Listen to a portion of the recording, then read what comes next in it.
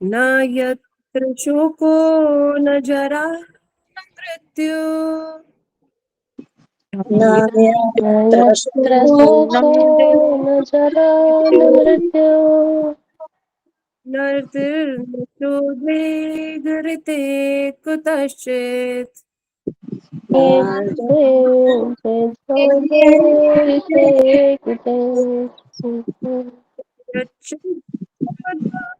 कृपया निधन्विदाम् यच्चेत्तदा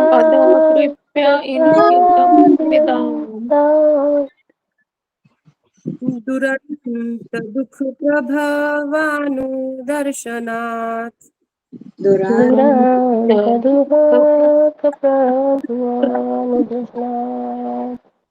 न यत्र शोको न जरा न मृत्युः न यत्र शोको न जरा न मृत्युः नार्तिर्न चोद्वेगरते कुतश्चित् नारेण चोदेर्गते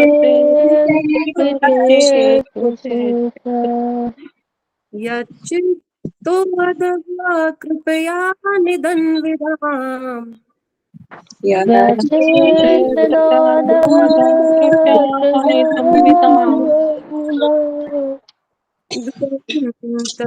प्रभवानुदर्शनात् दुरान्तदुःखप्रभवानुदर्शनात् कोई रिपीट करे डिवोटी।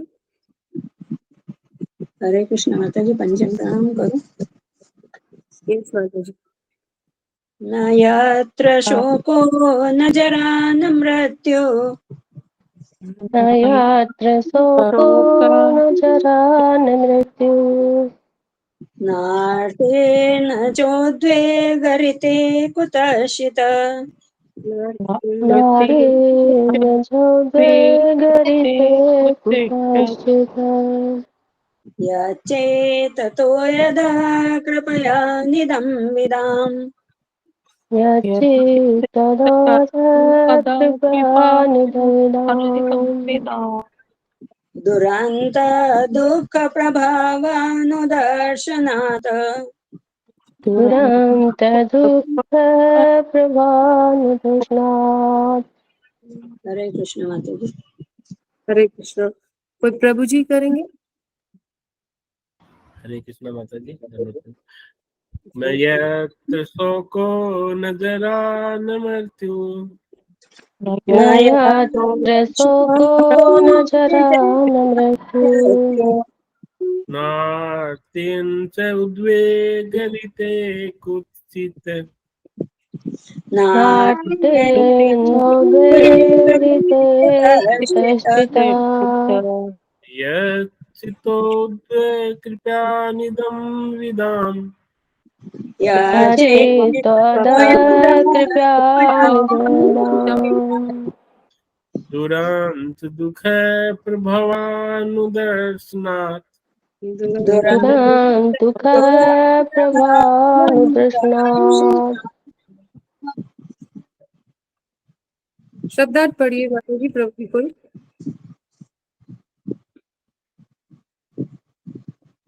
हरे कृष्ण माता जी पढ़ो। यस माता जी।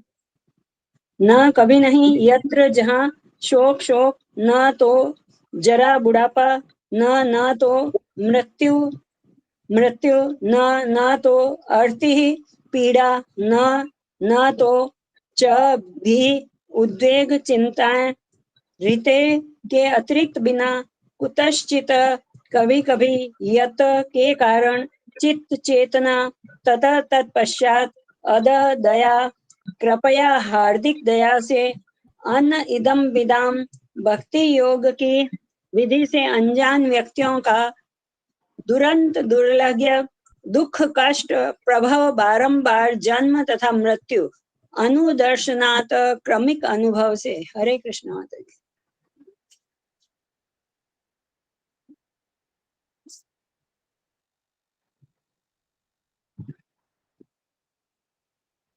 हरे कृष्णा माता जी, सुनाई नहीं दे रहा, आप म्यूट हो।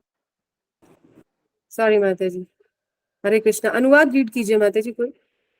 जी जी, हरे कृष्णा माता जी। हरे कृष्णा। अनुवाद जगतगुरु श्रीला प्रभुपाद द्वारा। जगतगुरु श्रीला प्रभुपाद की जय। सत्यलोक में ना तो शोक है, ना बुढ़ापा, ना मृत्यु। वहाँ किसी प्रकार की वेदना नहीं है, जिसके कारण किसी तरह की चिंता भी नहीं है। हाँ, कभी कभी चेतना के कारण उन लोगों पर दया उमड़ती है जो भक्ति योग से अवगत ना होने से भौतिक जगत के दुर्लभ कष्टों को भोग रहे हैं। हरे कृष्णा माता। हरे कृष्णा। तात्पर्य रीड कीजिए थोड़ा थोड़ा सा। मैं करूँगा तो स्टार्ट।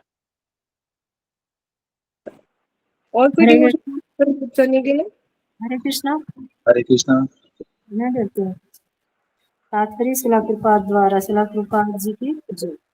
भौतिकतावादी स्वभाव के मूर्ख व्यक्ति परंपरागत प्रमाणिक ज्ञान का कोई लाभ नहीं उठाते। वैदिक ज्ञान प्रमाणिक है और इसकी प्राप्ति प्रयोग द्वारा नहीं अपितु प्रमाणिक व्यक्तियों अधिकारियों द्वारा बताए गए निरंतर प्रमाणिक कथनों द्वारा होती है। मात्र पंडित हो जाने से कोई वैदिक कथनों को नहीं समझ सकता। उसे उस वास्तविक विद्वान के पास जाना होता है जिसने शिष्य परंपरा से वैदिक ज्ञान प्राप्त किया हो। जैसा कि भगवत गीता 4.2 में स्पष्ट कहा गया है। भगवान कृष्ण जोर देते हुए कहा है कि भगवत गीता में जिस ज्ञान की पद्धति की व्याख्या की गई है वह सूर्य देव को बताई गई थी और यही ज्ञान शिष्य परंपरा द्वारा सूर्य देव से उनके पुत्र मनु को प्राप्त हुआ और मनु से राजा इक्ष्वाकु भगवान रामचंद्र के पूर्वज प्राप्त हुआ।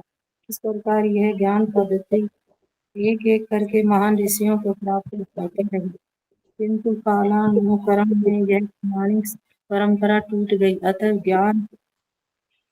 ज्ञान के सही अर्थ की पुनर्स्थापना के लिए भगवान ने वही ज्ञान अर्जुन को पुनः प्रदान किया, क्योंकि शुद्ध भक्त होने के कारण वह इसे समझने का योग्य पात्र था।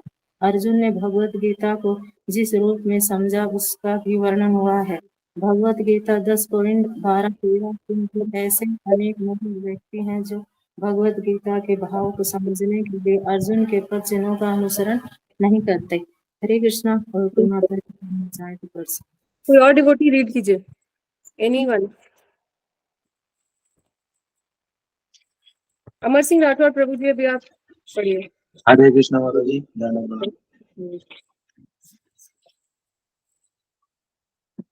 वे अपनी व्याख्याएं प्रस्तुत करते हैं जो उन्हीं के समान मूर्खतापूर्ण होते हैं और वास्तविक ज्ञान के मार्ग पे रोड़े का काम करती हैं तथा अल्पज्ञों या शूद्रों के गुमराह करने वाली हैं। यह कहा गया है कि वैदिक कथनों को समझने के पूर्व मनुष्य को ब्राह्मण बन जाना चाहिए। यह अपेक्ष उतना ही महत्वपूर्ण है जितना कि यह अपेक्ष की स्नातक स्नातक हुई बिना कोई वकील नहीं बन सकता। ऐसा प्रभु जी ये आप आप सेकंड पैराग्राफ पढ़ रहे हैं क्या? हरे कृष्ण माता जी। कलावती माता जी ने पहला पैराग्राफ कंप्लीट कर दिया था ना पूरा? हाँ, मैंने जहाँ उन्होंने कंप्लीट किया वहीं से पढ़ रहा हूँ। ठीक ठीक है प्रभु जी। स्नातक हुए बिना कोई वकील नहीं बन सकता। ऐसा अपेक्ष किसी को भी प्रगति में बाधक नहीं होता, अपितु किसी विशेष विज्ञान को अच्छी तरह समझने के लिए अनिवार्य है।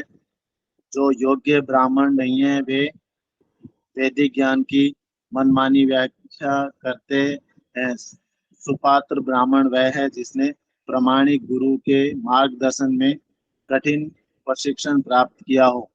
आगे कोई पढ़ेगा माता जी? कंटिन्यू करूं? पढ़िए प्रभु जी पढ़िए आप।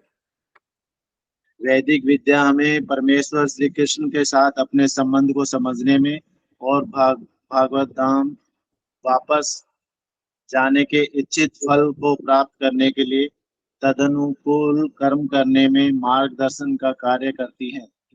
लेकिन भौतिकतावादी लोग इसे नहीं समझ पाते। वे ऐसे स्थान में सुखी नहीं रहने की योजना बनाना चाहते हैं जहाँ सुख है ही नहीं। वे मिथ्या सुख के लिए या तो वैदिक कर्मकांड द्वारा या अंतरिक्ष यान द्वारा, आगे करिए प्रभु जी,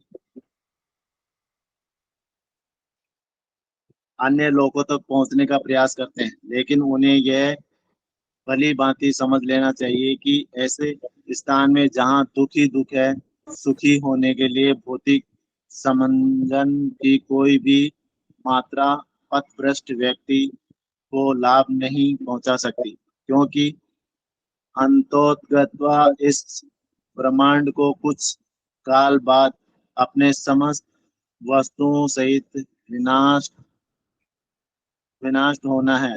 तब भौतिकतावादी सुख की सारी योजनाएं जैसे की तैसी धरी रह जाएंगी। इसलिए बुद्धिमान मनुष्य भगवत धाम वापस जाने की योजना बनाता है। ऐसे व्यक्ति संसार के सभी तापों, जन्म मृत्यु तथा जरा तथा व्याधि को पार कर जाता है। वह वास्तव में इसलिए सुखी रहता है क्योंकि उसे संसार की एक भी चिंता नहीं घेरती, अपितु वह दयालु होने के कारण उन भौतिकतावादी लोगों के लिए दुखी रहता है जो कष्ट भोग रहे हैं, और इस प्रकार से वह कभी कभी ऐसे लोगों को भगवत धाम वापस जाने की आवश्यकता का उपदेश देने के लिए उनके समक्ष आता है। सारे प्रामाणिक आचार्य भगवत धाम वापस जाने की सत्यता का उपदेश देते हैं और लोगों को सचेत करते रहते हैं कि ऐसे स्थान में सुख की कोई योजना न बनाए जहां सुख कोरी कल्पना है। हरे कृष्ण महाराज। हरे कृष्णा। ओम अज्ञानतिमिरान्धस्य ज्ञानाञ्जनशलाकया चक्षुरुन्मिलितं येन तस्मै श्रीगुरुवे नमः। श्रीचैतन्यमनोभीष्टं स्थापितं येन भूतले स्वयं रूप कदा मह्यं ददाति स्वपदान्तिकम्।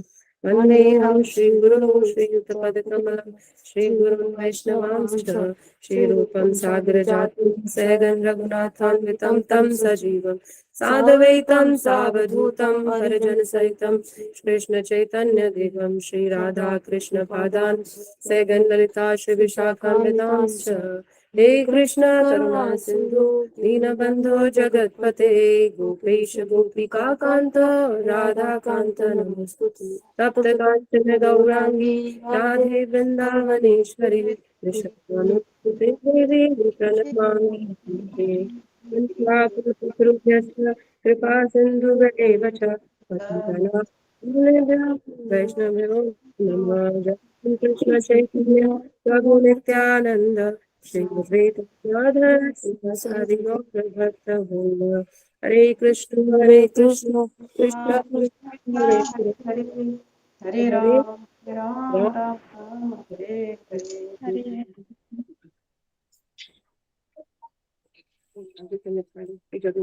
की जय।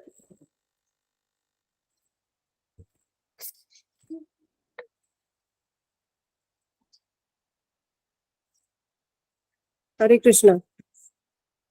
तो बहुत ही सुंदर बातें इसमें बताई है श्लोक में, बहुत ही मतलब बेसिक चीजें इस श्लोक में हमें प्रभुपाद जी तात्पर्य में देखने को मिल रही है। तो लास्ट श्लोक में जो पिछले वाला श्लोक है जो कल माता जी ने किया था, श्लोका नंबर 26वें श्लोक में सुखदेव गोस्वामी बता रहे हैं कि योगी किस प्रकार शिशु मार्ग का जिक्र कल माता जी ने, महारानी माता जी ने और सुगोपी माता जी ने बहुत अच्छे से किया था। तो उस मार्ग से जो ध्रुव तारे के इर्द गिर्द चलता है, घूमता है, उससे योगी पहले महरलोक को जाता है और महरलोक से फिर महरलोक चला जाता है। तो महरलोक में क्या होता है, जब सृष्टि का संहार होने लगता है ना, ब्रह्मांड के सारे लोग जलने लगते हैं, तब क्या होता है, योगी महरलोक से कहाँ जाता है, सत्यलोक में।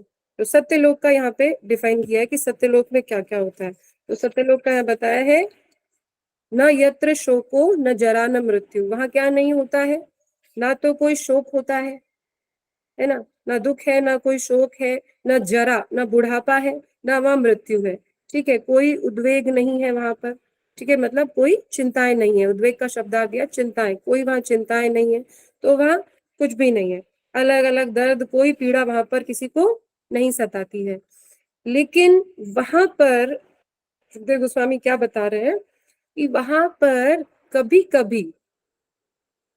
कभी वहां के जो निवासी है, वहां के जो लोग हैं, उनमें क्या होता है, उनके हृदयों में दया उत्पन्न होती है, दया और पीड़ा का अनुभव उनको होता है। वो किस लिए होता है? किस लिए होता है? उन्हें लगता है कि जो भौतिक लोग हैं, जो भौतिक संसार में रमण कर रहे हैं, उनमें वो भक्ति नहीं कर रहे, तो आउट ऑफ कंपैशन, मतलब दया के भाव से वो उन पर बहुत, उस वजह से बहुत दुखी होते हैं। ठीक है, तो श्रील प्रभुपाद पिछले श्लोक के तात्पर्य में, जैसे कल हमने सुना था, कि बता रहे हैं कि हमें किस प्रकार से हम ये चुनाव कर सकते हैं कि हम वैदिक स्रोतों में हमारी श्रद्धा होनी चाहिए और आचार्यों के शब्दों में भी हमारा पूरा दृढ़ विश्वास होना चाहिए। लेकिन प्रभुपाद फिर बताते हैं कि इस श्लोक में बताते हैं कि जो मूर्ख लोग होते हैं, मतलब जो हम ये मानते हैं कि जो भौतिकवादी हैं वो डेफिनेटली मूर्ख है ना, जो ब्रह्म जिज्ञासु होगा वही तो इंटेलिजेंट है। जो हम भक्ति कर रहे हैं, ये बहुत हमारा जो ये क्लास है, जो अपन सब भक्ति कर रहे हैं, डिवोशन लाइफ में है, स्पिरिचुअल लाइफ जो फॉलो कर रहे हैं, वो बहुत इंटेलिजेंट बताया गया। और बाकी जो भौतिकतावादी वो निपट मूर्ख है, वो मूर्ख ही है ना, जिनकी बुद्धि कम है, बौद्धिक लेवल कम है, तभी तो वो इतना ना जिज्ञासा कर पा रहे, ना सोच पा रहे, इनफैक्ट बताने के बाद भी वो उस चीज को नहीं समझ पा रहे। तो उनकी क्या है, IQ लेवल कम है, वो बुद्धि कम है उनका, उन्हें पता ही नहीं है कि शास्त्रों का किस प्रकार से आश्रय लेना चाहिए, कैसे हमें शास्त्रों में विश्वास करना चाहिए, है ना। उन्हें ये नहीं पता। अभी वैदिक ज्ञान की तरफ बढ़ने का तो सवाल ये बोनाफाइड है, मतलब वैदिक ज्ञान उन्हें ये नहीं समझ में आता है कि वो इसका भी उपहास कर देते हैं कि क्या बुक्स है ये, हम कैसे माने कि ये बुक प्रामाणिक है, तुम प्रामाणिक बोलते हो, तुम पढ़ो ये शास्त्र, हम क्यों पढ़े, इसमें क्या कहाँ दे रखा है। बहुत से लोग तो मुझसे पर्सनली तर्क करते हैं कि इसमें कहाँ क्या लिखा हुआ है और किसने लिख दिया ऐसा, तो हम इसको कैसे मान के पूरा जीवन बिता दें, है ना। तो उन्हें ये समझना चाहिए कि ये अपौरुषीय, मतलब अपौरुषीय बताया गया है वैदिक साहित्यों को, तो मतलब ये किसी साधारण मनुष्य ने रचना नहीं करी इसकी, ये किसके द्वारा है, स्वयं भगवान के द्वारा रचित है ना। अपौरुषीय, लिखने वाला मनुष्य नहीं है। मनुष्य में तो एरर्स हैं, गलतियां हैं, दोषपूर्ण है ना, 4 दोष है, तो वो कुछ भी चीज लिखेगा तो हम प्रमाणिक कैसे मानेंगे उस चीज को। हम तो उन बुक्स को ही प्रमाणिक मान रहे हैं ना, जो इंसानों ने लिखी है, फिलोसोफर्स ने लिखी है, उसको कितना हम एकदम से जीवन में फॉलो करने लगते हैं। तो लेकिन क्या इतने मूर्ख हैं कि जो भगवान के द्वारा रची हुई चीजें उन पे हम विश्वास नहीं कर रहे हैं, है ना। वैदिक लिटरेचर क्या है, बोनाफाइड है, प्रमाणिक है। और कहीं ये नहीं समझना चाहिए कि अगर एक विद्वान पंडित है, वो हम विद्वान या ज्ञानी बनकर वैदिक साहित्य को समझ सकते हैं। तो प्रभुपाद ने तात्पर्य में बताया कि नहीं, ज्ञानी बनने से, केवल पांडित्य प्राप्त करने से हम इस वैदिक ज्ञान को नहीं समझ सकते हैं, है ना। इससे एक बात हमें एप्लीकेशन में ये भी निकल के आती है कि बहुत सारी माताएं प्रभु जी बोलते हैं हमें पढ़ना नहीं आता, या फिर बहुत बोलते हैं कि हमें संस्कृत नहीं आती है। जिनको पढ़ना नहीं आता वो श्रवण करके ग्रहण करें, है ना, आचार्यों से, शुद्ध वैष्णव से श्रवण करें, ये भी एक विधि है। मतलब हर चीज का उपाय है, खोट हमारी नीयत में ही होता है एक्चुअली। संस्कृत नहीं आती हमको तो हम नहीं पढ़ेंगे भागवतम, क्या स्टार्टिंग समझ नहीं आता है, गीता समझ नहीं आती है, तो अनुवाद पढ़ लो, तात्पर्य पढ़ लो, कहीं से कोई वो नहीं है, क्योंकि प्रभुपाद का तो एज इट इज लिखा हुआ है ना। हम और गीता भागवतम पढ़ेंगे तो उसमें हम पढ़ेंगे कि श्लोका अलग है और मीनिंग्स में अलग कुछ अलग ऐड किया हुआ है, एडिशन सब्ट्रैक्शन। बट इट्स इन ग्रंथों में, जो हम प्रभुपाद के जो ग्रंथ पढ़ रहे हैं, उसमें एज इट इज ज्ञान जो ऊपर से आ रहा है, बिल्कुल जो भगवान ने दिया था स्टार्टिंग में सूर्यदेव को, तब से वो वैसे के वैसे आ रहा है सब कुछ उसी परंपरा में, है ना। तो हमें कहीं से भी ये नहीं सोचना चाहिए, फिर कहीं ये नहीं सोचना चाहिए वो तो ब्राह्मण कुल का है या ये क्षत्रिय पढ़ करेंगे सिर्फ, तो वो भी नहीं है ना। तो हर कोई बस एक ही चीज की जरूरत है कि हमें क्या करना है, हमें उसके प्रति समर्पित भाव से किसी प्रमाणिक अधिकारी के पास जाके सीखना चाहिए, है ना। जो कौन होता है ब्राह्मण, फिर हम उसको ब्राह्मण नहीं कहे, ब्राह्मण सॉरी यहाँ ब्राह्मण की बात नहीं हो रही है, कि हमें बस सरेंडर्ड भाव से करना है, ठीक है ना। हमारा शरणागति का भाव होना चाहिए। तद विधि प्रणिपातेन परिप्रश्नेन सेवया, मतलब अगर हम गुरु के पास या आचार्यों के पास जाएंगे तो हमें सरेंडर्ड भाव से उनसे क्वेरीज करनी चाहिए, पूछना चाहिए, फिर उनके द्वारा दिए गए आदेशों का क्या करना चाहिए, पालन करना चाहिए, है ना। तो इसमें और बता रहे हैं प्रभुपाद की 4.2, जो चौथा अध्याय है भागवत गीता का दिव्य ज्ञान, उसमें भी भगवान बता रहे हैं कि मैंने ये ज्ञान पहले दिया था, लेकिन विद टाइम क्या हो गया, ये शिष्य परंपरा के द्वारा ही ज्ञान ये आता है, आगे बढ़ता है ना। गुरु शिष्य परंपरा एक बहुत इंपॉर्टेंट चीज है जो हम इस्कॉन में एज फॉलो कर रहे हैं, जिस तरीके से गुरु से शिष्य। और देखिए कहते हैं ना कि एक चीज कोई हाथों हाथ आती है, गिरती नहीं पड़ती नहीं है, सिर्फ हैंड टू हैंड आ रही है, तो एकदम एज इट इज पहुंच जाएगी। तो सेम वे में जो ये ऊपर से जो आ रहा है ज्ञान, जब सूर्य देव को दिया, फिर मनु को दिया, इक्ष्वाकु है ना, तो वो उससे ही आ रहा है। तो विद टाइम क्या हो गया, ये लोप हो गया ज्ञान, मतलब ये क्या हो गया, ये डाइल्यूट हो गया। जब ये डाइल्यूशन हो गया इसका, तब क्या हुआ, तब भगवान ने वापस इसको किसको, अर्जुन को दिया इस ज्ञान को, है ना। विद टाइम इसका डाइल्यूशन हो गया, मतलब इसके अर्थ में थोड़ा सा बदलाव हो गया, बदल फेर हो गया। तो फिर अगेन कृष्ण इस ज्ञान को अर्जुन को देते हैं, है ना। जैसे 10 पॉइंट श्रील प्रभुपाद एक चीज और बताते हैं अपने लेक्चर्स में कि जो ये गुरु हैं हमारे, ये क्या एक पोस्टमैन की तरह होते हैं। गुरु, फिर उनके शिष्य, फिर गुरु बनते हैं, फिर और जो शिष्य होते हैं फिर वो गुरु बनते हैं। दे आर लाइक पोस्टमैन, मतलब कि अगर पोस्टमैन हमें कोई लेटर देता है तो वो उसमें कुछ भी ऐड करके नहीं देता किसी को, ना उसमें से कोई लाइन कट करता है, वो एज इट इज पहुंचा देता है। तो बात हम तक एज इट इज पहुंचती है, इसमें no adulteration, no addition, no subtraction, ठीक है ना। तो सिमिलरली ये ज्ञान राज ऋषियों की परंपरा से आ रहा है, तो सूर्य विवस्वान से, फिर मनु से इक्ष्वाकु, है ना, और फिर ये एक बार से बंद हो गया तो दोबारा भगवान अर्जुन को दे रहे हैं। इसमें एक स्टेटमेंट ये भी आता है प्रभुपाद का कि प्रभुपाद जी कह रहे हैं कि जो अर्जुन है वो उनके मित्र और सखा है, तब वो उनको दे रहे हैं, और अब वो सरेंडर्ड भाव से उनके प्रति सरेंडर्ड है, इसलिए वो दे रहे हैं। तो जैसे मैंने बताया कि सरेंडर्ड भाव से हमें इस ज्ञान को ग्रहण करना चाहिए, ठीक है। और 10वें अध्याय का भी इसमें प्रभुपाद जी ने यहाँ पे वर्णन किया है कि 10th chapter shloka number 10.12 and 10.13, ठीक है। तो उसमें भी दे रखा है, उसमें क्या बता रहे हैं, इसमें अर्जुन पूछ रहे हैं,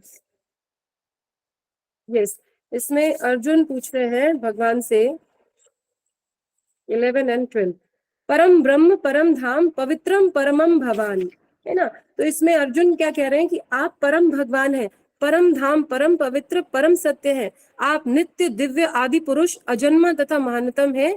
नारद, असित, देवल तथा व्यास जैसे ऋषि आपके इस सत्य की पुष्टि करते हैं, और अब आप स्वयं भी मुझसे प्रकट कर रहे हैं। तो अर्जुन क्या बता रहे हैं कि आप तो मुझे बता ही रहे हैं इस ज्ञान के बारे में, लेकिन जो देवल, असित आदि जो व्यास देव जैसे ऋषि हैं, वो भी इस सत्य की पुष्टि कर रहे हैं। किसकी, कि आप परम भगवान हैं, है ना, ठीक है। सब कुछ आप ही आधारभूत हैं हर चीज के। तो ये इन श्लोकास में बता रहे हैं, ठीक है।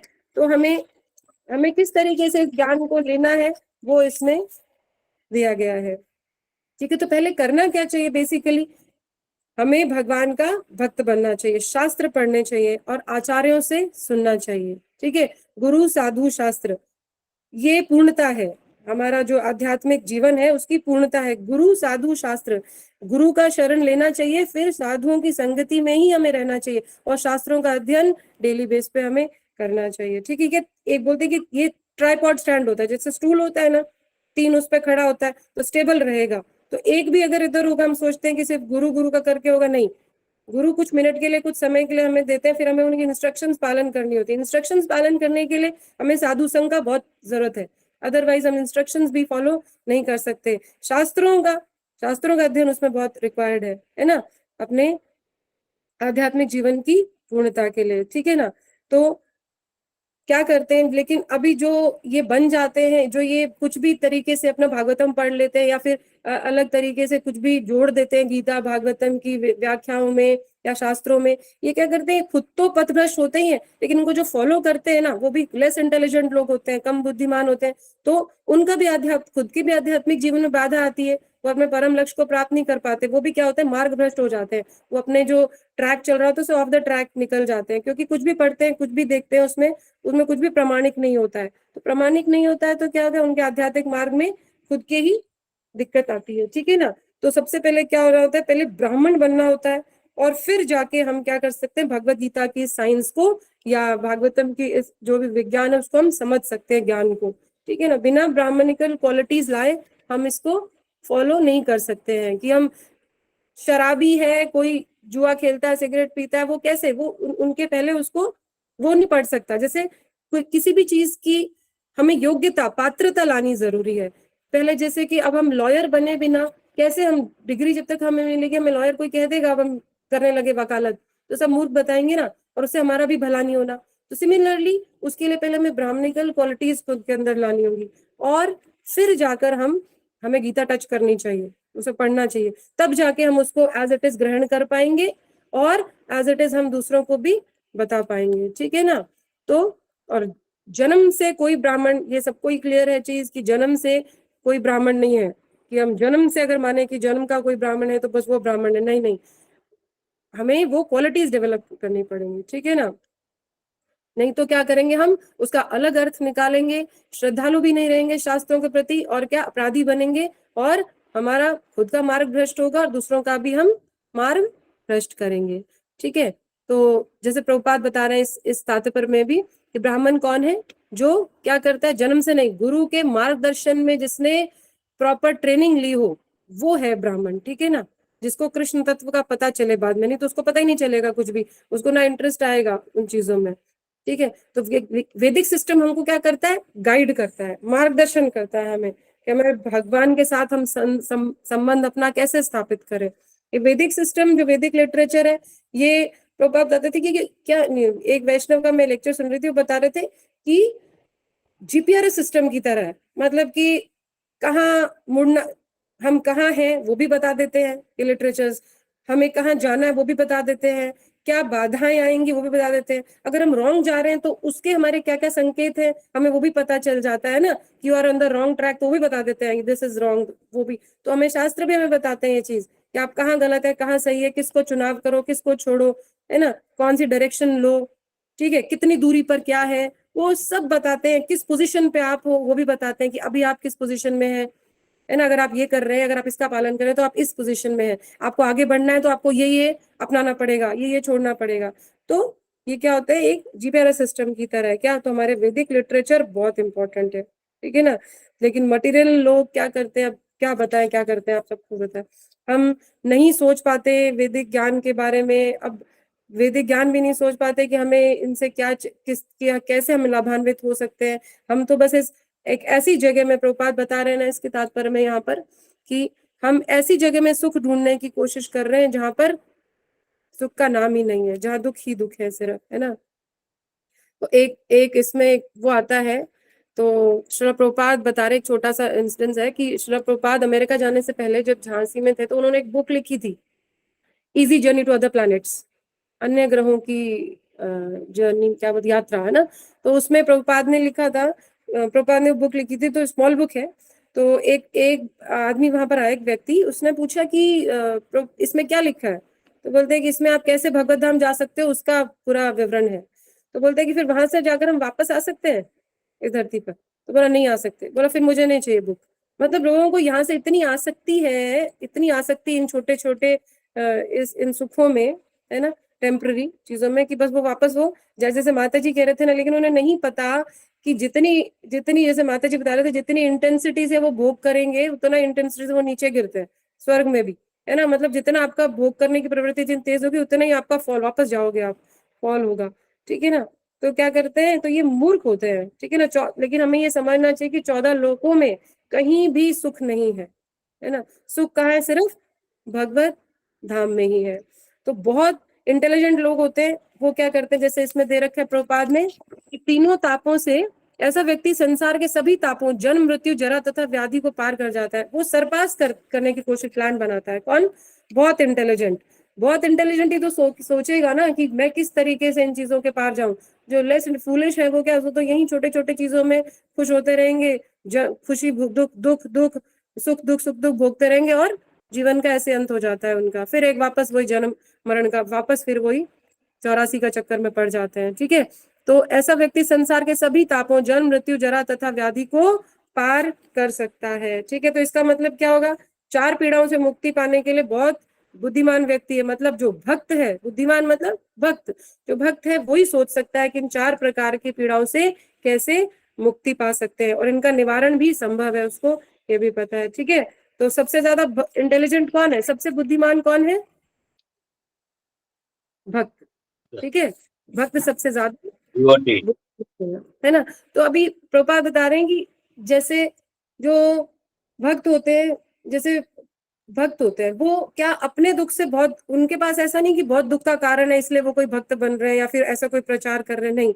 उनके लिए जो बाकी लोग हैं उनके, जैसे बताया कि उनके मन में क्या आ गया, जैसे वहां के जो सत्यलोक के वासी, उनके मन में क्या आ गया, बार बार पीड़ा का अनुभव हो रहा है। क्यों हो रहा है? कि बाकी लोग भक्ति क्यों नहीं कर रहे, ये क्यों फंसे हुए हैं, ये क्यों दुख पा रहे हैं, और इनके दुख की कोई सीमा ही नहीं है, इतना दुख पा रहे हैं तब भी ये दुखी है। तो प्रभुपाद बताते हैं कि जो सिर्फ बहुत ही मतलब अपने बारे में सोचता है, मैं सेल्फिश बोलता हूँ, सिर्फ अपने बारे में सोचते हैं, लेकिन भक्त होता है वो सबके बारे में सोचता है, सबके लिए कंपैशन होता है। जैसे इसका बहुत अच्छा एग्जाम्पल है प्रभुपाद जी। प्रभुपाद जी के पास कोई खुद के जीवन में कोई परेशानियां थोड़ी थी, बहुत अच्छे से थे वो आराम से, लेकिन उन्होंने क्या कार्य क्या कर दिया, सोचा किसका उन्होंने, हम जैसी पीढ़ियों के भी आगे की पीढ़ियों, आगे 10,000 वर्षों तक का उन्होंने सोच लिया है कि आगे से आगे मनुष्य जो जीव मात्रा है किस तरीके से सुखी रह सकता है, मैं क्या करूं ऐसा। तो वो क्या करके जा सकते थे, लास्ट तक उन्होंने सोचा जो अभी बोल दूंगा वो तो खत्म हो जाएगा मेरे साथ ही, लेकिन मैं कुछ ऐसा क्या करूं। तो उन्होंने लिख दिया, इतना लिख दिया कि जीवन में लिखते रहे, जीवन पर्यंत और जीवन के अंत में भी।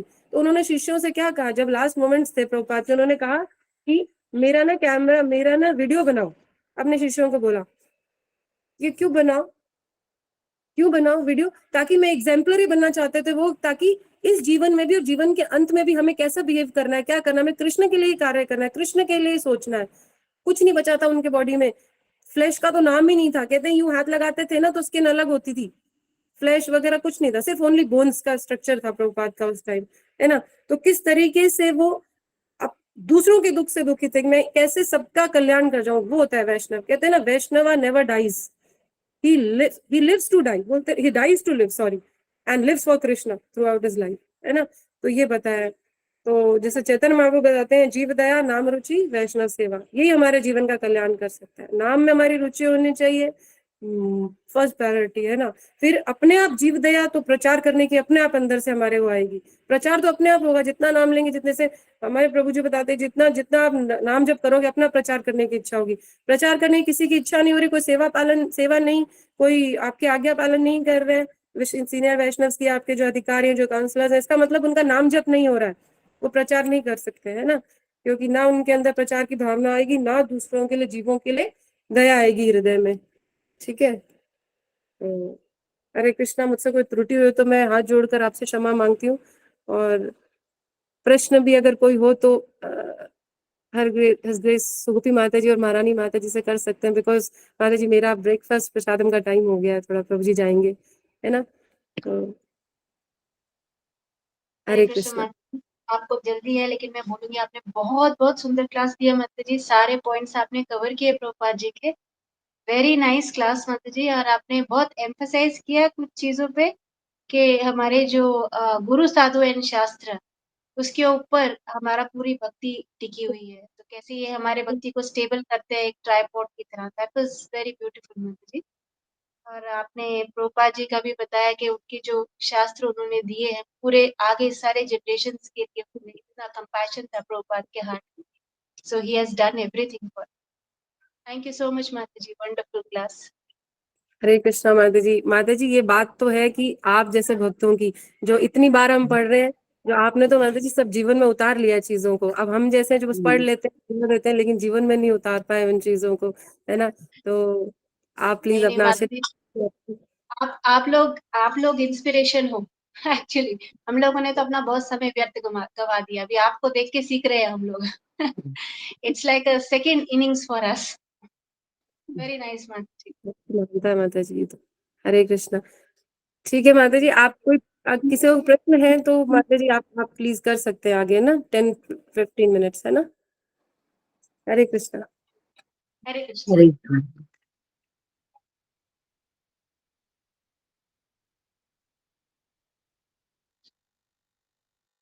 हरे कृष्णा, कोई डाउट या प्रश्न है तो आप पूछ सकते हैं। हरे कृष्णा माता जी, दंडवत प्रणाम। हरे कृष्ण माता जी। मतलब हरे जैसे कृष्ण। आज के श्लोक में आया था कि हमें ज्ञान परंपरा से लेना चाहिए, तो प्रभु जी उसमें मुझे जैसे हरे कृष्णा माता जी दंडवत प्रणाम, जैसे आज के श्लोक में आया था कि हमें ज्ञान परंपरा से लेना चाहिए, उसी संदर्भ में ये है कि जैसे भगवत गीता 4.2 में भी भगवान कहते हैं राज ऋषि राजगुह्यम, तो ये जो ज्ञान है हम, यानी कि भगवान भी कह रहे हैं कि भाई अर्जुन को दिया, तो हम अर्जुन की परंपरा में आ रहे हैं या हमारी परंपरा में जब हम देखते हैं तो उसमें तो कहीं पे अर्जुन नहीं है, तो ये दो अलग अलग परंपरा है क्या माता जी? अर्जुन यानी कि राज, अर्जुन की परंपरा अलग है, हमारी परंपरा अलग है, और भगवान खुद वो कहते हैं कि एक्चुअली 11वें अध्याय में शायद कि हमें अर्जुन की परंपरा से ज्ञान लेना चाहिए। हरे कृष्ण जी, मैंने एक्चुअली सुना था ये कि एक दो परंपरा चलती है, एक तो राज ऋषियों की परंपरा होती है और एक शुद्ध भक्तों की होती है प्रभु जी, if I am not mistaken. मतलब अगर किसी को मतलब पता ये है समथिंग ऐसा ही है माता जी, हाँ आप सही डिस्कस कह कर सकते हैं। तो जैसे राज ऋषि की जो परंपरा रहती है तो वहां पे थोड़ा सा पथभ्रष्ट होने का चांस रहता है, बिकॉज वो लोग एक तरह से थोड़ा मोड ऑफ पैशन के साथ उनका थोड़ा कांटेक्ट रहता है, सो हल्का डिविएशंस वहां पे आने का चांस रहता है, मींस थोड़ा थोड़ा थोड़ा थोड़ा करके। तो बट जो शुद्ध भक्तों की परंपरा है वो मतलब एकदम जैसे एज इट इज रहती है ना। But of course fall down कहीं भी हो सकता है, ऐसी बात नहीं है। एंड जब भी योग नष्ट होता है तो फिर भगवान स्वयं या फिर अपने किसी भी भक्त के द्वारा उसको रिवाइव कर देते हैं। तो मतलब दिस इज ये एक बहुत कोई सीरियस फ्लॉ नहीं है कि योग नष्ट हुआ है, बिकॉज कृष्णा पर्सनली इस चीज को टेक केयर करते हैं कि परंपरा चले और अनडिविएटेड वे में। सो एंड एक तरह से देखा जाए तो हम जो भी शुद्ध भक्त हैं उनके साथ हम कनेक्ट हो सकते हैं। सो ऑफ कोर्स हमारा टेक्निकली स्पीकिंग गौड़ीय वैष्णव परंपरा है, बट क्योंकि हम लोग रोज पढ़ते हैं भगवत गीता और अर्जुन एक शुद्ध भक्त हैं, है ना। इवन क्या कहते हैं विवस्वान जो हैं वो भी शुद्ध भक्त हैं। तो भगवान ने जब भी अपने भक्तों को जो भी संदेश दिया है तो वो सब भक्तों के लिए ही हो जाता है। तो मतलब we belong to the same family, तो परंपरा इस तरह से आई थिंक कुछ क्लैरिटी अगर मैं दे पाई तो।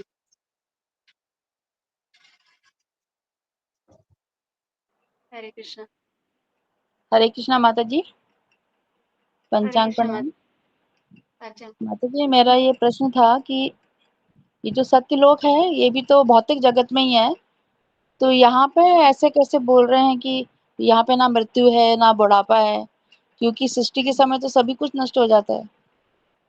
हाँ, अभी आप देखो मृत्यु बुढ़ापा जैसे वहां पे बुढ़ापा वगैरह ये नहीं है, बुढ़ापा बीमारी नहीं है, क्योंकि उन लोगों की हेल्थ बहुत सही है, बहुत अच्छी है। और आप वहां की ईयर्स देखो कितनी लंबी उनकी उम्र है।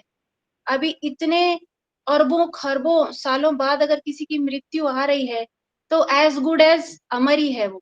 उसको क्या ख्याल आएगा, जैसे हम लोग एक बार मिडिल एज में आने के बाद हम तो थोड़ी सी उम्र होती है फिर भी इतना हमारे को इल्यूजन होता है कि हमें लगता है पता नहीं कब तक जिएंगे। पर इनकी आप देखिए उम्र देखिए, तो जो मृत्यु का जो भय है और जो मृत्यु का जो प्रेशर है ना, वो चीज एग्जिस्ट नहीं करती। मतलब it is as good as eternal life, बहुत लंबा समय है। तो वो है, मृत्यु है, बट उसका कोई उससे आपको एंजाइटी नहीं होती है। मैंने कहीं पे शायद एक लेक्चर में सुना भी था कि अ, ये सत्यलोक के अंदर आई थिंक इच्छा मृत्यु होती है सबके पास। तो जब वो चाहे उस हिसाब से वो अपना देह छोड़ सकते। तो वो कंडीशंस बहुत ही जो है ना इस तरह से है कि वहां पे इन चीजों की कोई एंजाइटी ही नहीं है। तो एज गुड एज नहीं। और प्लस जो भी दुख है वहां पे जो होता है, ऐसा नहीं है कि दुख बिल्कुल भी नहीं है, पर वो दुख की जो क्वांटिटी है और क्वालिटी है बहुत ही कम, वो नजर ही नहीं आता है। ऐसा है, दुख भी आपको महसूस ही नहीं होगा। वो लाइफ ऐसी है वहां पे। जी माता जी, थैंक यू सो मच। हरे कृष्णा। हरे कृष्ण।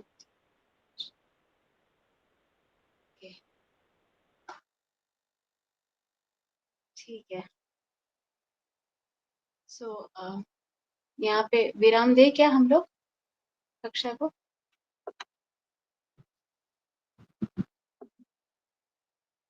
हरे कृष्णा। ठीक है, अभी हम है ना, ठीक है। वाञ्छितपतिश्च कृपा सिन्धुभ्यैव च पतितानां पावनेभ्यो वैष्णवेभ्यो नमः। अनंत कृष्ण वृंद की जय। जगत गुरु शील प्रभुपाद की जय। विद्यावान आप सभी भक्तों की जय। हरे कृष्णा कृष्णा कृष्णा कृष्ण कृष्ण हरे हरे